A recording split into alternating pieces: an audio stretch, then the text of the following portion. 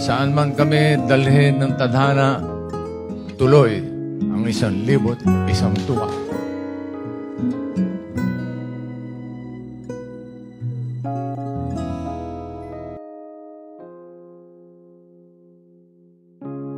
Ngayong araw, June 7, 2023, opisyal nang tumalon at lumipat ng network ang TVJ at 95% ng original host ng Eat Bulaga at mga production staff noon ng buong management ni Tito Vic and Joey sa dating Eat Bulaga.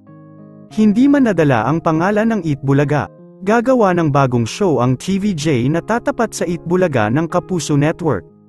Opisyal na kasing pumirma ng kontrata ang TVJ sa MediaQuest. Ang MediaQuest ay sakop ng TV5 and ABS-CBN.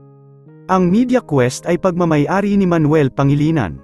Sa malalaking article site sa Facebook, inihayag ng mga ito na kumpirmado na official ng kapatid ang TVJ.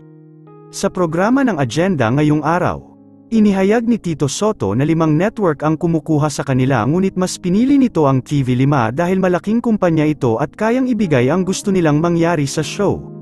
Sa pahayag ng kanilang spokesperson na si Tito Sotto, there have been a number of offers from at least 5 television stations and companies, but we have decided because there will be other MediaQuest platforms that we will engage into.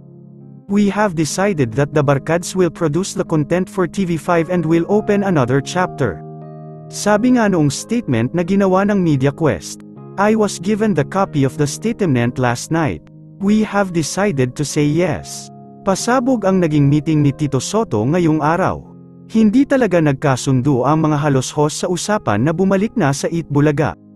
Tuluyan ang umalis dahil sa mga binitawan na salita ng halos-host.